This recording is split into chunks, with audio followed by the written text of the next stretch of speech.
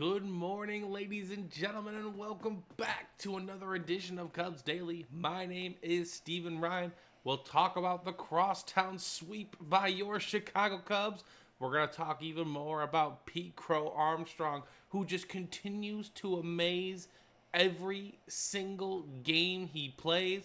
We're going to talk about a great pitching performance this weekend as well. I know it may not seem like it. I know it's like the Cubs offense showed up, but the pitching was very, very solid and easily good enough to win ball games. And then we'll preview the Marlins series tonight. Hey, guess what? We're on the East Coast, so it's going to be an earlier one. It means we can get to bed earlier and get to the next game tomorrow. But before we get into all that, just a big thank you to everyone who has subscribed to the channel, who's liked the videos, who's commented, giving me positive thoughts. I appreciate every single one of you guys. Keep that going, and we will be featuring you guys in videos here soon enough. Let me know your thoughts on the crosstown sweep. Is it a big deal to you? Is it, like the White Sox were not, they don't have a good record? Or are you just like, this is what the Cubs should do? Let me know how you guys are feeling, but let's talk about it. The Cubs flex their muscles against their crosstown rival.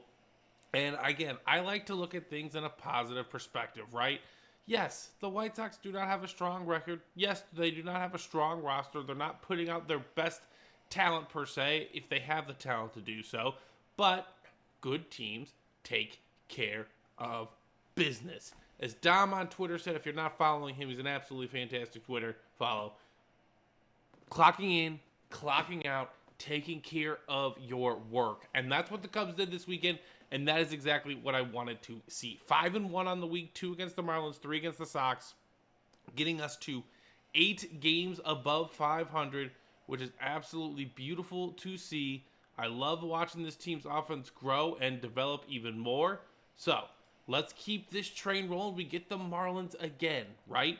The Marlins got us last game, but we need to go down there and take care of business once again. Again, this is the stretch where the Cubs can really, really extend their lead.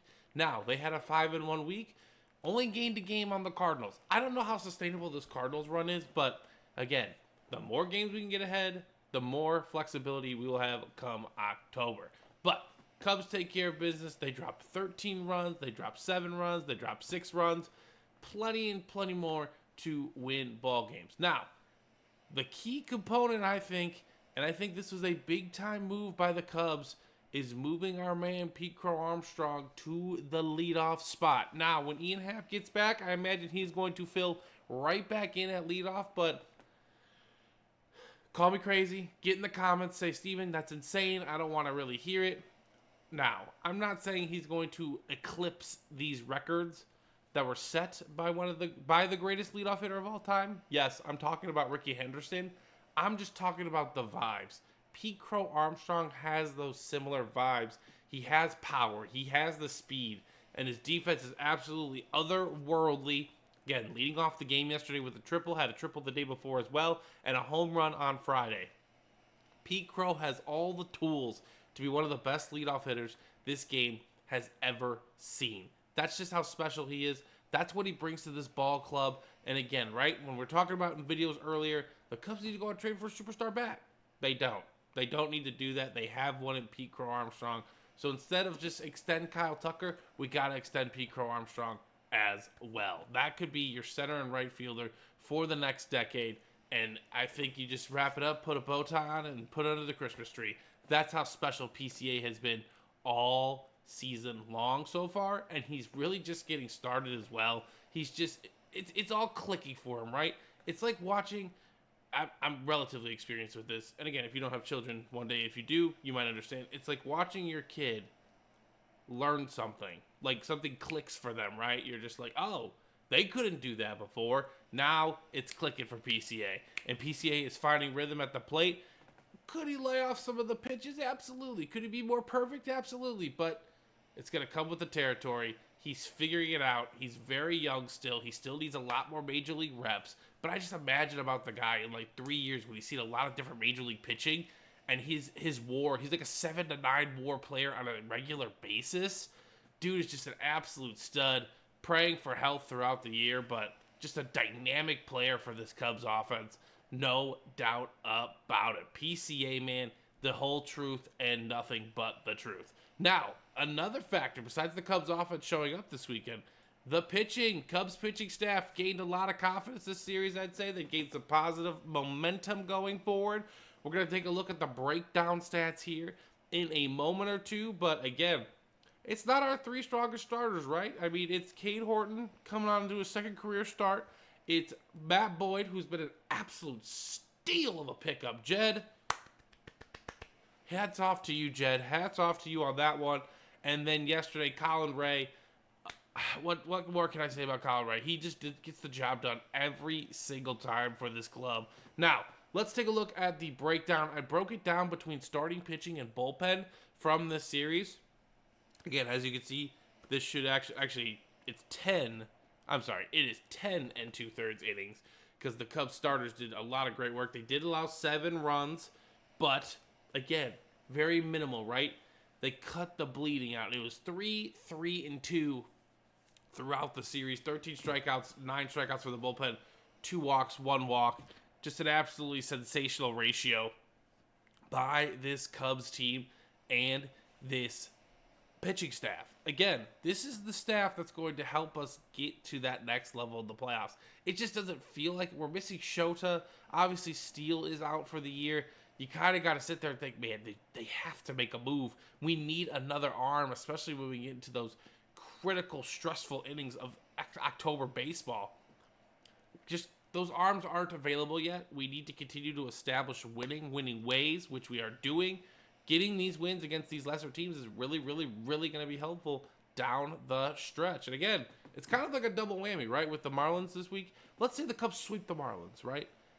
Marlins, again, I think over the course of the year, they're going to lose some steam. But the sooner we can make the Marlins realize they need to sell, the sooner they can sell us Sandy Alcantara for a lesser price. Now, again, you're like, Steven, his numbers are awful. Yes, but I'm a firm believer that when you are on an awful team, you are going to play even worse as well, even if you're a good player. Because honestly, there's just that innate human emotion of not just giving up, but like, I can't even, if I go out there and give my best, there's no point because I don't have the offensive support or the defensive support to get what I need to get done. So I feel like if Sandy gets to change the scenery, I feel like if anyone on these losing teams gets to change the scenery, they're going to come to the winning team and play much better. So that's what I believe. We'll talk more about trade rumors tomorrow. We got some rumors heating up in the mill. But let's round out the show with the preview today, ladies and gentlemen. We got the Cubs in Miami, 5:40 Central Time. 5:40 Central Time. I apologize. 5:40 Central Time. We got Ben Brown on the bump. He's going to be taking on Edward Cabrera, another one of their young prospect studs, okay? He also has not come to fruition as well, but he's still a very, very good young player, and he's still not to be taken lightly.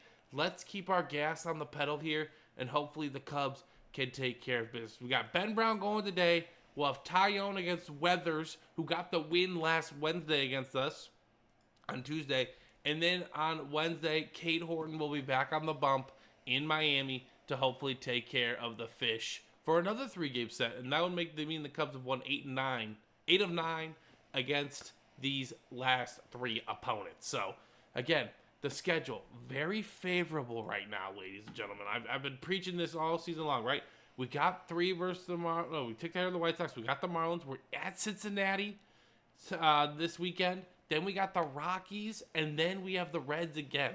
So we're not going to be able to bury the Reds out completely in these next 6 games, but we can put a nice healthy distance between us and them. So Cubs going down to Miami tonight. Hopefully we get another dub, and I'll be back tomorrow with another one, ladies and gentlemen. Again, make sure you guys are commenting down below. Let me know your thoughts on the Crosstown Classic this weekend.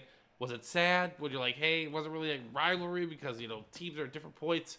I totally understand both sides. I want to hear you guys' thoughts, and I'll see you guys in the next one.